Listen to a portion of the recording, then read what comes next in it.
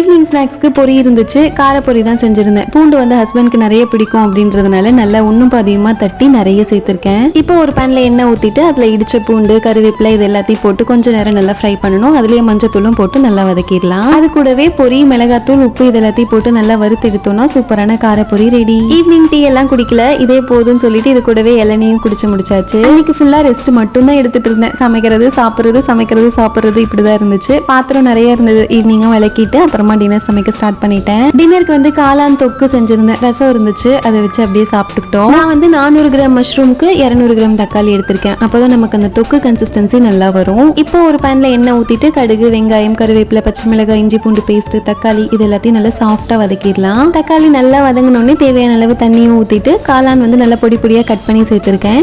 ஒரு 5 to 10 நிமிஷம் போதும், நல்லாவே சுருண்டு வந்துடும். அதுல கொத்தமல்லி தழை போட்டு இறக்கணும்னா சூப்பரான மஷ்ரூம் தொக்கு ரெடி.